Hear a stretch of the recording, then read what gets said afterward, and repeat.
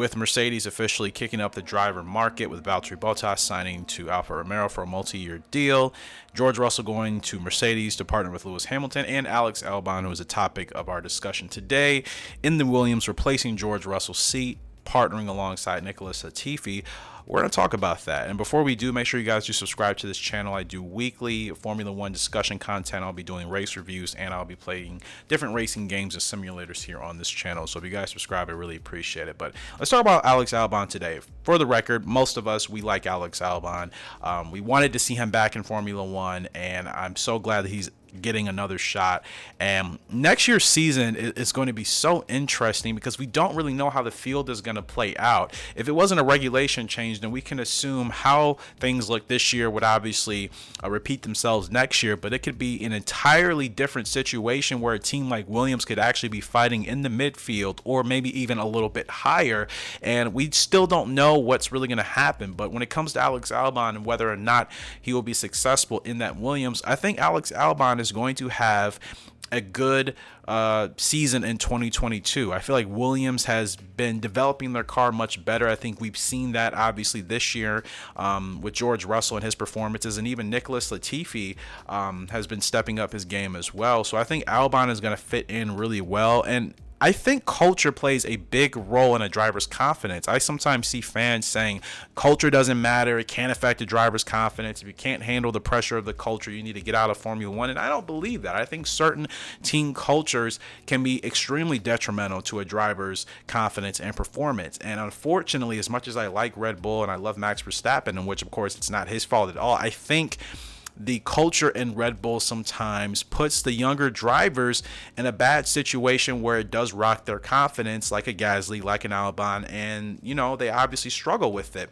And of course, Red Bull, for what it's worth, gives so many young drivers a chance, and I think that is what makes the Red Bull program great. But at the same time, however the culture runs, I think it puts the drivers in a very stressful situation that doesn't extract their abilities and their talents in the best way possible, unless they're kind of a veteran like Sergio Perez, and he still is obviously trying to figure out his way to improve for his qualifying on Saturday. His racecraft on Sunday is fantastic, and it always has been, but he definitely needs to improve his qualifying. And I don't know if that comes down to the machinery. I don't know if it's still something with the car. There are kind of two sides to this discussion. Some people say the car is too difficult to drive, and Max, being just such an elite and phenomenal driver, is able to extract the best out of the car. And then some people say it's not the car, it's just the culture, it's the driver's mindset.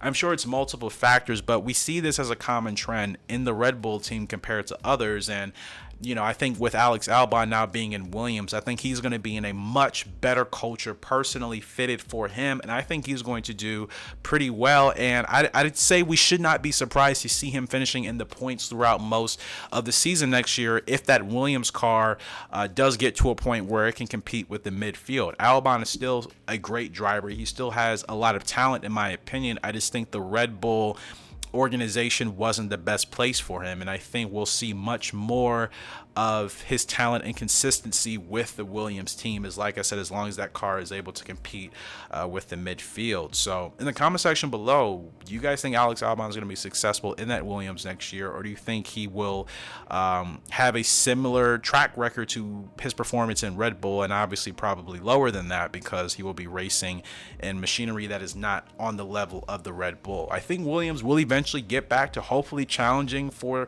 the Constructors title in a couple of years. I would like to see that, but I don't necessarily know if that's going to happen obviously next year. So with that being said, obviously Albon's not going to be in a car that's going to have the performance that he had when he was in the Red Bull. So I'm not saying he's going to be finishing, anywhere near the top spots, but points finishes I think is definitely not out of the question for him in the 2022 season. So you guys let me know your thoughts in the comment section below in regards to whether or not you think Albon will be successful, whether or not you think the Red Bull culture is kind of toxic at some times, depending on who the driver is. Again, Max is kind of an exception and not even included in that conversation because he's one of the best drivers we've had in I don't know how long, and I still think Max is going to be a great multi-time world champion hopefully this year may be his first year, in fact, just to switch things up. And he's been driving just on a whole nother level. Max definitely deserves it. But in regards to the culture of Red Bull outside of Max, I'm just curious if some people think it is still toxic, or if it's just a matter of just the drivers not having the same level of confidence that Max is able to display